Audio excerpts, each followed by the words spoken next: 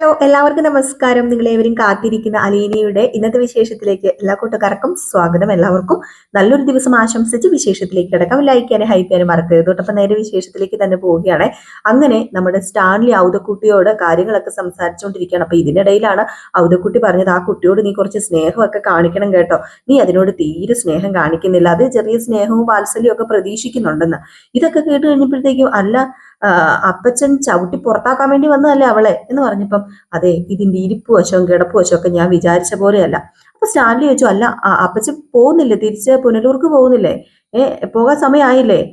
അല്ല, ഉച്ച കഴിയുമ്പം പുനലൂര് എന്തോ പരിപാടി ഉണ്ടെന്നല്ലേ അപ്പച്ചൻ പറഞ്ഞത്? ഞാൻ അങ്ങനെ പറഞ്ഞായിരുന്നോ? പറഞ്ഞായിരുന്നു, ഞാൻ വ്യക്തമായിട്ട് കേട്ടതാ. എന്നാ പിന്നെ ആ പരിപാടി അങ്ങ് മാറ്റി വെച്ചു, എനിക്ക് നാളെ പോയാലും മതിയെന്നേ. ആ, എന്നാ പിന്നെ ബാ, നമുക്ക് ആ ഫിലിപ്പീൻസിൽ നിന്ന് കുറച്ച് അടിക്കാം. ഇല്ലില്ലില്ല, ഞാനില്ല. അതെ, എനിക്ക് കുടിക്കാൻ തോന്നുന്നില്ല. പിന്നെ അലീന കൊച്ചിന്റെ അടുത്ത് വർത്താനം പറഞ്ഞ് ഞാൻ തീർന്നില്ല, ഞാൻ അവളുടെ അടുത്തേക്ക് അങ്ങ് ചെല്ലട്ടെ. അവൾക്ക് ഇഷ്ടമല്ലല്ലോ ഇത് കുടിക്കുന്നത്. ഓ അപ്പച്ച, അവളുടെ അടുത്ത് സംസാരിക്കുമ്പോ സൂക്ഷിക്കണം കേട്ടോ. ഓർക്കാപ്പുറത്ത് അവള് ചില ചോദ്യങ്ങളൊക്കെ ചോദിക്കും, ചില മർമ്മങ്ങളിലൊക്കെ അവളൊരു പിടുത്തം പിടിക്കും. അപ്പച്ചൻ ചിലപ്പോ ഉത്തരം കിട്ടാതെ വിഷമിക്കും. ഓ പിന്നെ പെൺകുട്ടികളായാൽ അങ്ങനെ തന്നെ വേണം ലാലിച്ച, മർമ്മത്തി പിടിക്കാൻ അറിയണം. അത് പിന്നെ അപ്പച്ചനോട് വേറൊരു സത്യം ഞാൻ പറയാം. ദേ, അപ്പച്ചൻ ഇവിടെ നിന്ന് നാളെയും പോവില്ല, മറ്റന്നാളും പോവില്ല. അത് ചിലപ്പോ ശരിയായിരിക്കും, ചിലപ്പോ പോയില്ല എന്ന് വിരിക്കും, പോയെന്ന് വിരിക്കും. അതിനിപ്പോ എന്താടാ? ഒന്നുമില്ല, ഞാൻ പറഞ്ഞെന്നേ ഉള്ളൂ. ആ, ദേ, ഞാന് പറഞ്ഞത് അങ്ങ് വിട്ട് കളഞ്ഞേരെ. എടാ ലാലിച്ച, നീ എന്താണ് ഈ പറയുന്നത്? ഞാനൊരു കാര്യം പറയാം, നീ ഈ കുടി കുറയ്ക്കണം കേട്ടോ. ഒരു പെങ്കൊച്ചി വീട്ടില് ഉണ്ട് എന്നുള്ള ഒരു ഓർമ്മ വേണം. അവക്ക് ഇഷ്ടമല്ല നീ കുടിക്കുന്നതും വലിക്കുന്നതും ഒക്കെ. അപ്പൊ പിന്നെ നീ ചെയ്യുന്നത് ശരിയാണോ? ഓ, അവളുടെ ഇഷ്ടത്തിനനുസരിച്ച് ജീവിക്കണമെങ്കിൽ വേറൊരു സ്റ്റാൻഡിൽ ജനിക്കണം. നമുക്ക് കാണാം.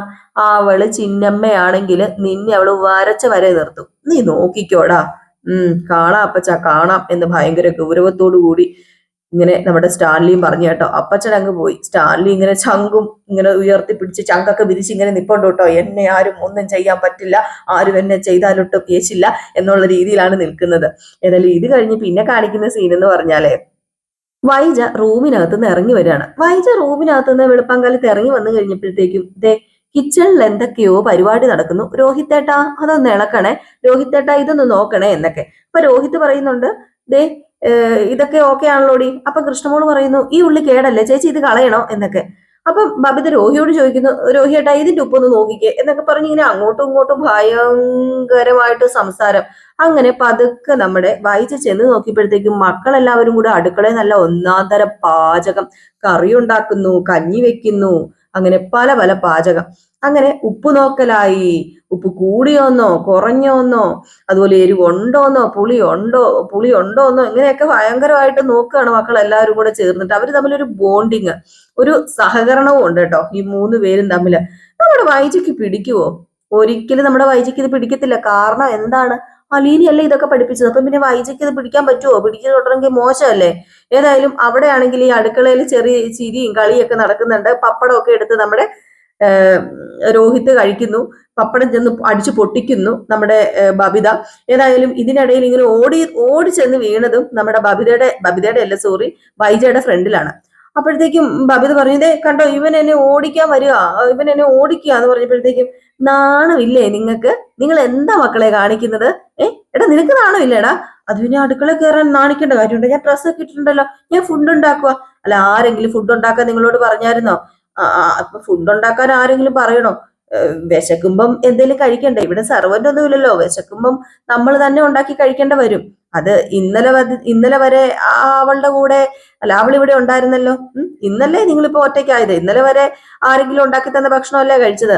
ആ, അതെ അതെ, അലീന ചേച്ചി ഉണ്ടാക്കിയ ഭക്ഷണം തന്നെയാണ് കഴിച്ചത്. അലീന ചേച്ചി ഞങ്ങളുടെ അടുത്ത് ഞങ്ങൾ ഇങ്ങനെ പറ്റിയിരിക്കും, അലീന ചേച്ചി ഞങ്ങൾ ഓരോന്ന് പഠിപ്പിക്കും, ഇങ്ങനെയൊക്കെ തന്നെയായിരുന്നു. ഓ, ഒരു കുലീന പോയല്ലോ പണ്ടാരം ബാധ ഒഴിഞ്ഞ്. എന്നിട്ട് നമ്മുടെ വൈജു അങ്ങ് പോയിട്ടോ. ഈ സമയത്ത് പപ്പടം മുഴുവൻ നമ്മുടെ രോഹിതിന്റെ മോന്തൽ ഇങ്ങനെ പറ്റിയിരിക്കുക. അത് ബബിത പതുക്കെ പതുക്കെ തൂത്തൊക്കെ കൊടുക്കുകയാണ് കേട്ടോ. അവിടെ ഒരു സ്നേഹമൊക്കെയാണ് കാണിക്കുന്നത്. അലീന വന്നേ പിന്നെയാണ് ആ സ്നേഹമൊക്കെ. സത്യം പറഞ്ഞ ഇവര് പരസ്പരം മിണ്ടത്തുകൂടി ഇല്ലായിരുന്നു കേട്ടോ.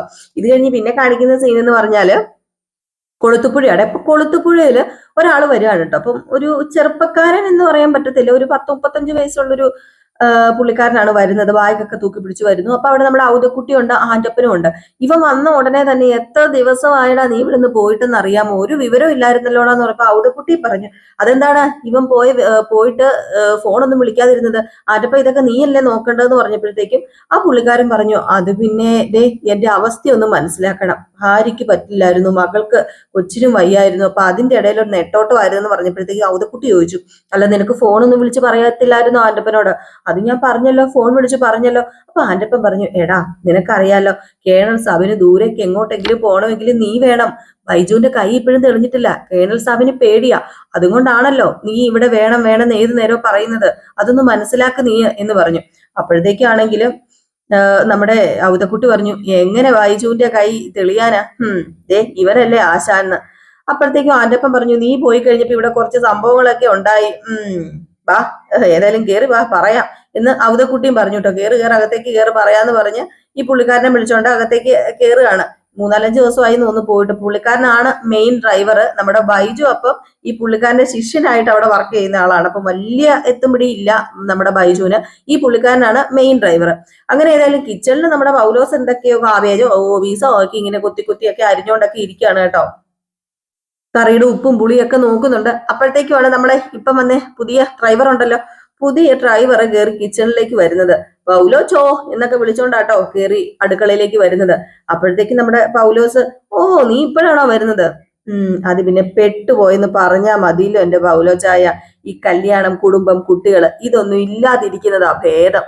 എന്തെല്ലാം നൂലാമാലകളാന്ന് അറിയാമോ? എന്നെ പറ്റിയടാ, എന്നാ പ്രശ്നം?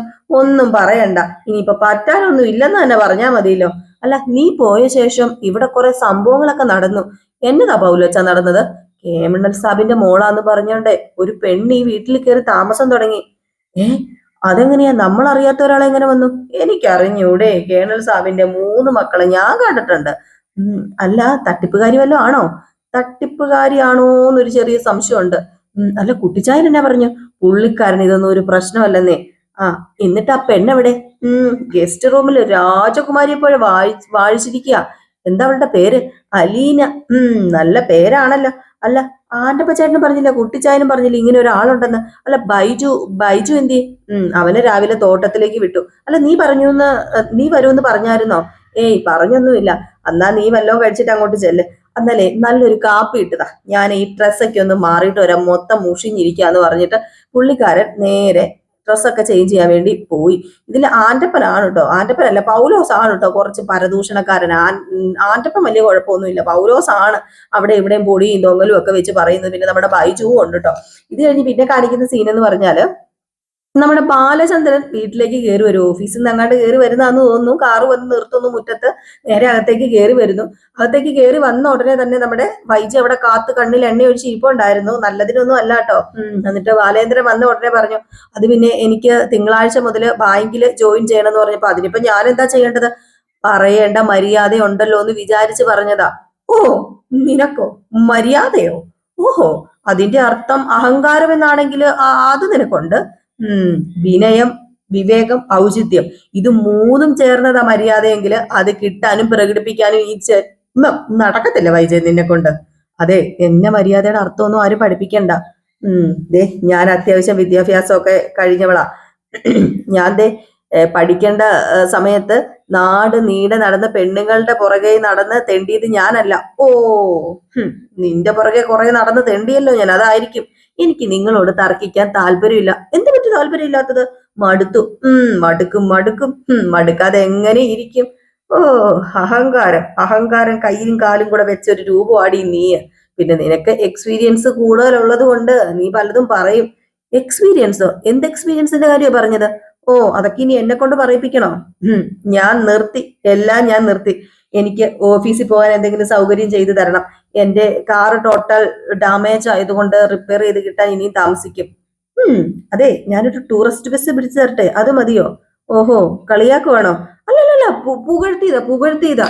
അയ്യോ ഭയങ്കര റെസ്പെക്ട് അല്ലേ എനിക്ക് ഈ നിൽക്കുന്ന വൈജയോട്. അതെനിക്ക് നന്നായിട്ട് അറിയാം. എനിക്ക് ചെറിയൊരു പ്രീമിയം കാർ മേടിക്കണം എന്നുണ്ട്. മറ്റേ കാറിന്റെ ഫിനാൻസ് അടച്ചു തീരാത്തോണ്ട് എനിക്ക് ലോൺ കിട്ടാൻ എളുപ്പമല്ല. ഓ, നിനക്ക് സ്വന്തമായിട്ട് ബാങ്കല്ലേ ഉള്ളത്? പെട്ടിയിലേക്ക് കൈകിട്ട് വാരി ഇഷ്ടം പോലെ ഇങ്ങനെ എടുക്കത്തില്ലേ? എനിക്ക് വേണ്ടി ജാമ്യം തിന്നാൻ മതി ബാലചന്ദ്ര, ബാക്കിയുള്ള കാര്യം ഞാൻ ചെയ്തോളാം. ആഹാ, നിന്റെ ആങ്ങളമാരോട് ചെന്ന് ചോദിക്കും, സംരക്ഷകന്മാരാണല്ലോ അവര്. അതെ, സഹായിക്കാൻ മനസ്സില്ലെങ്കിൽ അത് പറഞ്ഞാൽ മതി. മനസ്സില്ല, മനസ്സില്ലെന്ന് പറഞ്ഞാൽ മനസ്സില്ല എന്ന് പറഞ്ഞിട്ട് ബാലചന്ദ്രൻ മേളിലേക്ക് കയറി പോയി കേട്ടോ. എന്നിട്ട് മേളിലേക്ക് കയറി അങ്ങ് പോയില്ല, അതിനു മുമ്പ് തന്നെ നമ്മുടെ വൈജ പറഞ്ഞു, അതെ എനിക്കൊരു ജോലിക്കാരീനെ വേണം അലീനയ്ക്ക് പകരമായിട്ട്. അലീനയ്ക്ക് പകരമോ? അലീനയ്ക്ക് പകരം നിനക്ക് ആരെയും കിട്ടാൻ പോകുന്നില്ല. നീ കുഞ്ഞുമോളെയോ ലീലയോ ജാനുവിനെയോ ഒക്കെ അന്വേഷിക്കുക, ചിലപ്പോ ഇപ്പൊ കിട്ടും. ഓ, അലീന ഇവിടുത്തെ വനിതാ രത്നം ആയിരുന്നല്ലോ, അതെനിക്ക് മനസ്സിലായി. എടി, ഇവിടെ ജോലിക്ക് ഒരാളുടെ ആവശ്യമില്ല, എന്റെ മക്കൾക്ക് എല്ലാ ജോലി അറിയാം. പിന്നെ നിനക്ക് വേണമെങ്കിൽ നീ വെച്ചോ, എന്നിട്ട് ശമ്പളവും കൊടുത്തോ. അല്ലാതെ എനിക്കും എന്റെ മക്കൾക്ക് ഇവിടെ ജോലിക്കാരിനെ ആവശ്യമില്ല എന്ന് പറഞ്ഞിട്ട് ബാലചന്ദ്രൻ വീണ്ടും അങ്ങ് കയറി പോയി കേട്ടോ. അയ്യോ, വൈജയ്ക്ക് ഓരോ ദിവസം ചെല്ലും തോറും കലി സഹിക്കാൻ പറ്റാണ്ട് വരും. അങ്ങനെ കസേരക്കിട്ടൊരു ഒറ്റ ഇടിയൊക്കെ ഇടിച്ചിട്ട് നിൽക്കുകയാണ് കേട്ടോ. അപ്പൊ ഇത് കഴിഞ്ഞ് പിന്നെ കാണിക്കുന്ന നമ്മുടെ പൗലോസിനെയാണ്. പൗലോസ് ഒരു ഫോണൊക്കെ എടുത്ത് കൈ പിടിച്ച് അങ്ങോട്ടും ഇങ്ങോട്ടൊക്കെ നടക്കാണ്. നമ്മുടെ പാചക രത്നം കേട്ടോ പൗലോസ്. അടുക്കളക്കാരി ഫുള്ള് പൗലോസ് ആണ്. ഏത് കറി എന്ത് വേണമെങ്കിലും നിമിഷ നേരം കൊണ്ട് വെച്ചോളും.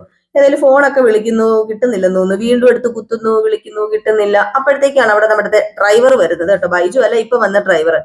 അപ്പോഴത്തേക്കും പൗലോസ് ചോദിച്ചാൽ, നീ ആ പെണ്ണിനെ കണ്ടായിരുന്നോ? അല്ല, അത് പുറത്തേക്കൊന്നും ഇറങ്ങിയില്ല, ഞാൻ കണ്ടില്ല. ആ, ഇടയ്ക്കിടയ്ക്ക് ആ പട്ടികളുമായിട്ട് ഇറങ്ങി വരുമായിരുന്നല്ലോ. പട്ടിയെ പേടിയില്ല അവക്ക്? പട്ടിയെ അവക്കാ പേടി, അല്ല പട്ടികൾക്ക് അവളെയാ പേടി. അവള് പറയുന്നത് പോലെ അനുസരിക്കും. ഓ, അതെങ്ങനെയാ? ഇത്ര നാളായിട്ട് ഇവിടെയുള്ള പട്ടികൾ എന്നോട് പോലും ഇണങ്ങിയിട്ടില്ലല്ലോ. അല്ല, ഇനി അവള് മയക്കുമരുന്ന് വല്ലതും കൊടുത്തോ? ഓ, മയക്കുമരുന്നാണോ വശീകരണ മന്ത്രമാണോ എന്നൊന്നും എനിക്കറിയത്തില്ല. ഏതായാലും അവള് സംസാരിക്കുന്നത് പട്ടിക്കും, പട്ടി സംസാരിക്കുന്നത് അവക്ക് മനസ്സിലാവും. അപ്പൊ ആ പുള്ളിക്കാരൻ പറഞ്ഞു, അപ്പൊ കേണൽ സാബിന്റെ മകളാണെന്ന് പറയുന്നത് ചുമ്മാതെ അല്ല. ശരിയായിരിക്കും. ദേ, കുട്ടിച്ചാന് ഞങ്ങൾ ഇങ്ങോട്ട് പറഞ്ഞയച്ചതുണ്ടല്ലോ, അവളെ ഇങ്ങോട്ട് പറഞ്ഞയക്കാൻ വേണ്ടിയാ. എന്നിട്ട് കുട്ടിച്ചായൻ ഒരു മാറ്റവും ഇല്ലാന്ന് വീണ്ടും നമ്മുടെ പൗലോസ്. അപ്പം നമ്മുടെ ആന്റപ്പൻ അവിടെ വന്നു കേട്ടോ. ആന്റപ്പൻ വന്ന് അവിടെ ഇരുന്നു.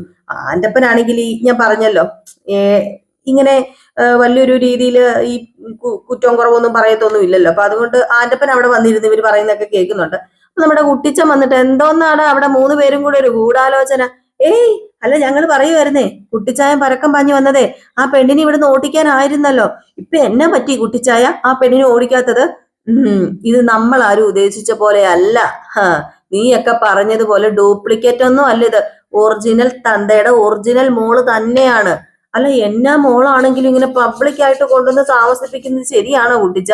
മകളാണെന്ന് പറഞ്ഞാലും കേണൽ സാബിന് അത് ദുഷ്പേരല്ലേ? അങ്ങനെ നമുക്ക് ഉപേക്ഷിച്ച് കളയാൻ പറ്റുന്ന കേസ് അല്ലട പൗലോ ഇത്. അല്ല, ഉപേക്ഷിക്കാൻ ആര് പറഞ്ഞു? ഇവിടുന്ന് മാറ്റി വേറെ എവിടെന്നെങ്കിലും താമസിപ്പിച്ചാ പോരെ? കേണൽ സാബ് വിചാരിച്ചാല് എവിടെ വേണമെങ്കിലും ജോലി മേടിച്ചു കൊടുക്കാം, അല്ലെങ്കിൽ ഏതെങ്കിലും ലേഡീസ് ഹോസ്റ്റല്, അല്ലെങ്കിൽ സ്വന്തമായിട്ട് വീട് മേടിച്ചു കൊടുക്കാം. അതും അല്ലെങ്കിൽ, എടാ പൗലോ, നിന്റെ മോളുടെ കാര്യം നീ അങ്ങനെ എന്തെങ്കിലുമൊക്കെ ചെയ്തോ? ദേ, ഒരു കാര്യം പറയാം, നിന്റെ മുതലാളിയുടെ കാര്യത്തിൽ നീ ഇടപെടേണ്ട, കേട്ടല്ലോ? ഇടപെട്ടാൽ അതിന് ഞങ്ങൾ ഇവിടെ വേറെ ആണുങ്ങളുണ്ട്. അയ്യോ, എനിക്കിപ്പോ എന്നാ കോപ്പാ കുട്ടിച്ചായ, ഞാനൊരു അഭിപ്രായം പറഞ്ഞതാ. നീ അങ്ങനെ അഭിപ്രായം ഉണ്ടാക്കണ്ട. നീ ഇവിടുത്തെ ആരാന്ന് ഓർമ്മയുണ്ടോ നിനക്ക്? അലീനെ ഇവിടുന്ന് പറഞ്ഞയക്കാൻ ഞങ്ങൾ ആരും ഉദ്ദേശിക്കുന്നില്ല. അലീനയെ പറഞ്ഞയക്കാൻ അവൻ കുറെ പാടുപെടുന്നു. ദേ, വേറൊരു കാര്യം കൂടെ ഞാൻ പറഞ്ഞേക്കാം. മര്യാദയ്ക്ക് പെരുമാറിക്കണോ അവളോട്. ബഹുമാനം വേണം, സ്നേഹം വേണം. ഇല്ലെങ്കിൽ ദേ, നീ ഒന്നും അധിക നാൾ ഇവിടെ ജോലി ചെയ്യാൻ ഞാൻ സമ്മതിക്കത്തില്ല. എഴുതി കുറിച്ച് മനസ്സിൽ വെച്ചോ എന്ന് പറഞ്ഞിട്ട് ഔതക്കുട്ടിച്ചാൻ അകത്ത് കയറിപ്പോയി. ആഹാ, എവിടെ കിടക്കുന്നു നമ്മുടെ പൗലോസ്? ആന്റപ്പനോട് ചോദിക്കാണ്, ഈ സായിപ്പിനെ കണ്ടപ്പോ കവാത്ത് മറന്നെന്നൊക്കെ പറഞ്ഞ് കേട്ടിട്ടേ ഉള്ളൂ. എന്താ പറ്റിയത് ഇവർക്കൊക്കെ? ആ പെണ്ണിനെ കണ്ടപ്പോഴും വെളിവില്ലാതെ പോയോ അപ്പനും മോനും? വല്ലാത്തൊരവസ്ഥയാണല്ലോ ആന്റപ്പൻ. ആർക്കറിയാന്ന്. ഏതായാലും ഇത് കഴിഞ്ഞ് നമ്മുടെ ഔതക്കുട്ടിച്ചാൻ ഒരുങ്ങി മിനിങ്ങിയൊക്കെ നിൽക്കാണ് കേട്ടോ. ഇവിടെ സൈഡിൽ ഒരു ഷോളൊക്കെ ഇട്ടോണ്ട് ഇങ്ങനെ മിനിങ്ങിയൊക്കെ നിപ്പുണ്ടേ. അങ്ങോട്ടും ഇങ്ങോട്ടും ഒക്കെ നടക്കുകയാണ്. ഇതിനിടയിൽ ആന്റപ്പനെ വിളിച്ചു. 2 പ്രാവശ്യം വിളിച്ചപ്പോഴാണ് ആന്റപ്പൻ കേട്ടത്. ഓ, ഇവന്മാർക്കൊന്നും ചെവിയും കേൾക്കത്തില്ലല്ലോ എന്റെ ദൈവമേ എന്ന് പറഞ്ഞുകൊണ്ട് വീണ്ടും വീണ്ടും വിളിച്ചപ്പോഴാണ് ആന്റപ്പൻ വരുന്നത്. ആന്റപ്പൻ വന്നു. ആന്റപ്പൻ വന്നിട്ട് ചോദിച്ചു, എന്താ എന്താ ഔതക്കുട്ടിച്ചായ വിളിച്ചത്? അതെ, നീയേ അലീനെ ഒന്ന് വിളിച്ചോണ്ട് വന്നേ. അവള് റൂമിലില്ല, ഞാൻ നോക്കിയപ്പോ കണ്ടില്ല. നിങ്ങളുടെയൊക്കെ പുറകെ നടക്കാൻ പറ്റുന്ന പ്രായമാണോ എന്റേത്? അത് പിന്നെ റൂമില്ലെങ്കിൽ ഒന്നെങ്കിൽ അടുക്കള, അല്ലെങ്കിൽ നായ്ക്കളുടെ കൂടെ. ആ പെങ്കൊച്ച ഒട്ടും അടങ്ങിയിരിക്കുവല്ലെന്നേ. എടാ, അങ്ങനെയുള്ള പിള്ളേരല്ലേടാ നല്ലത്. ഇപ്പൊ ഉള്ളതുങ്ങളെല്ലാം മൊബൈലോട്ടും നോക്കി തല കുമ്പിട്ടിങ്ങനെ കൂഞ്ഞിക്കൂടി ഇരിപ്പല്ലേ. കർത്താവിന്റെ മുമ്പിൽ ഇത്രവും കുനിച്ചിരുന്നെങ്കിൽ ദൈവകൃപയെങ്കിലും കിട്ടിയേനെ. ഓ, അതൊക്കെ കണക്കാ കുട്ടിച്ച. അല്ല ആന്റപ്പ, നീ കണ പറയാതെ ആ പെങ്കൊച്ചിനെ പോയി വിളിച്ചോണ്ട് വാ. ഓ, ഞാന് വിളിച്ചോണ്ട് വരാം. എന്റെ പൊന്നോ, ഈ കുട്ടിച്ചായനെ കൊണ്ട് വലിയ മെനകേടായി പോയല്ലോ എന്ന് പറഞ്ഞുകൊണ്ട് വിളിക്കാൻ വേണ്ടി പോയി കേട്ടോ. ഈ സമയത്ത് കുട്ടിച്ചായ ഞാൻ എന്തെങ്കിലും പറഞ്ഞു കഴിഞ്ഞാൽ അപ്പം പുറത്തോണ്ട് അങ്ങ് നടന്നോളൂന്ന്. അപ്പോഴത്തേക്കും നമ്മുടെ ആന്റപ്പൻ അലീനയെ പോയി വിളിച്ചോണ്ട് വരികയാണ് കേട്ടോ. അലീന ഒരു നല്ല ഡ്രസ്സൊക്കെ ആട്ടോ ഇട്ടേക്കുന്നത്. ഇച്ചിരി ഡെവലപ്മെന്റ് ഉണ്ട് നമ്മുടെ അലീനയ്ക്ക്. നമ്മുടെ കേണലിന്റെ മോളല്ലേ, അപ്പൊ അതുകൊണ്ടായിരിക്കും കുറച്ച് ഡെവലപ്മെന്റ് വേണമല്ലോ. അപ്പൊ നല്ലൊരു ചുരിദാർ സാരിയൊക്കെ, സാരിയല്ല, ഷാളൊക്കെ ഇട്ടിട്ടുണ്ട്. അപ്പൊ അലീന വന്ന് ചോദിച്ചു, അല്ല എന്നെ വല്യപ്പച്ചൻ വിളിച്ചായിരുന്നോ? നീ എവിടെയായിരുന്നു ഡി കൊച്ച്? ഞാൻ അവിടെ വന്നപ്പോ റൂം മലക്കെ തുറന്നു കിടക്കുക. ഞാൻ പറഞ്ഞില്ലായിരുന്നു കുട്ടിച്ചായ, നാക്കിടെടുത്ത് വർത്താനം പറഞ്ഞോണ്ടിരിക്കുകയായിരുന്നു ഇവള്.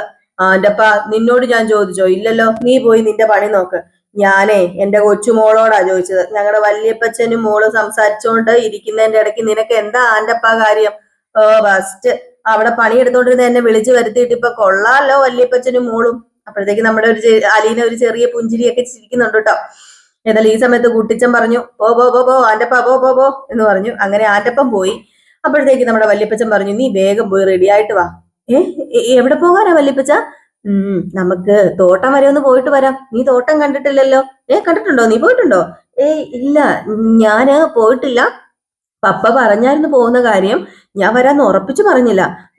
അതാ പറഞ്ഞത് പോകുന്ന കാര്യം. അവന്റെ കയ്യിൽ എന്നൊക്കെ ഉണ്ടെന്നും എവിടെയൊക്കെയാണെന്നും അതിന്റെയൊക്കെ പ്രവർത്തനം എന്തൊക്കെയാണെന്നും ഒക്കെ നമുക്കറിയാമോ? അതെന്തിനാ വല്യപ്പച്ച അറിയുന്നത്?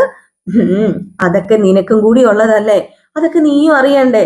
ഇനി ലാലിച്ചന്റെ മോൾക്ക് ഒരു കുറവും ഉണ്ടാകരുതെന്ന് അവന്റെ മനസ്സിലുണ്ടെന്നുള്ളത് എനിക്ക് നല്ല ഉറപ്പുണ്ട്. അതെനിക്ക് നന്നായിട്ട് അറിയാം. അല്ല, ഇതൊന്നും ഉണ്ടെന്നറിഞ്ഞു ആഗ്രഹിച്ചു ഒന്നും അല്ല വല്യപ്പച്ച ഞാൻ ഇങ്ങോട്ട് വന്നത്. ഇപ്പൊ കിട്ടുന്നത് തന്നെ ധാരാളം, അധികമാ.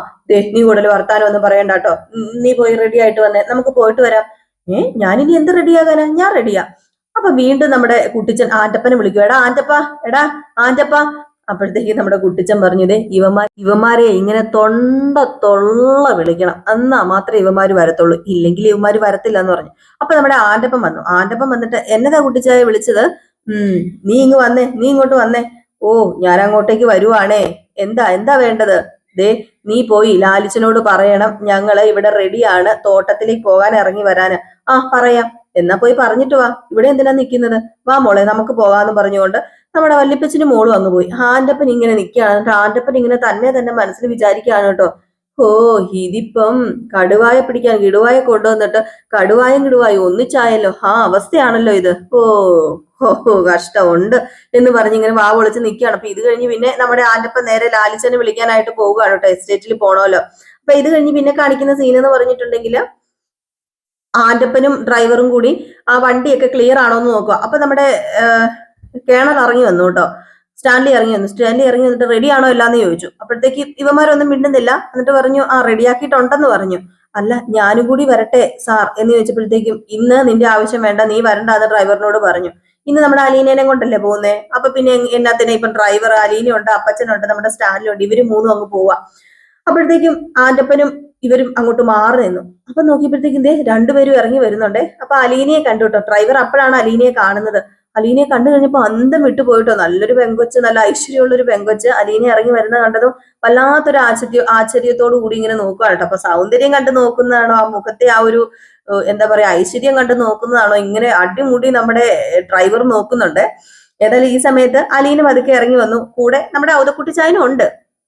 ഈ സമയത്ത് നമ്മുടെ സ്റ്റാൻലി ചോദിച്ചു, ആദ്യമായിട്ടല്ലേ എസ്റ്റേറ്റിലേക്ക് നീ പോകുന്നത്? അതെ. എന്നാലേ നീ ഫ്രണ്ട് വന്നിരിക്കാൻ പറഞ്ഞപ്പോഴത്തേക്കും, വേണ്ട ഞാൻ പുറകെ ഇരുന്നോളാം. അപ്പോഴത്തേക്കും നമ്മുടെ സ്റ്റാൻലി പറഞ്ഞു, വേണ്ട നീ ഫ്രണ്ട് ഇരുന്നാ മതി എന്ന് പറഞ്ഞു. അപ്പൊ വല്യപ്പച്ചനും പറഞ്ഞു, അതെ നീ ഒരു കാര്യം ചെയ്യ, നീ പോയി ഫ്രണ്ട് ഇരിക്കുക എന്നിങ്ങനെ പറഞ്ഞു. അപ്പൊ നമ്മുടെ സ്റ്റാൻലി, അലീന ഞാൻ നിന്നോട് പറഞ്ഞത് നീ കേട്ടില്ലേ, അതുപോലെ അനുസരിച്ചോണം. നീ ഫ്രണ്ട് ഇരുന്നാ മതി എന്ന് പറഞ്ഞാൽ നീ ഫ്രണ്ട് ഇരുന്നാ മതി എന്ന് ദേഷ്യപ്പെട്ടാട്ടോ സംസാരിച്ചത്. ഏതായാലും ഈ സമയത്ത് അലീന ഒന്നും മിണ്ടാതെ എന്ത് ചെയ്തു, നേരെ ഫ്രണ്ടിലേക്ക് പോയി ഇരിക്കുകയാണ്. അപ്പൊ ഈ ഒരു സീൻ കാണിച്ചിട്ടാട്ടോ ഇന്നത്തെ വിശേഷം അവസാനിക്കുന്നത്. അപ്പൊ എല്ലാവരും കാത്തിരിക്കുക, അടുത്ത വിശേഷവുമായിട്ട് വരാം. Tata bye bye. ലൈക്ക് ചെയ്യാനും ഹൈപ്പ് ചെയ്യാനും മറക്കരുത്.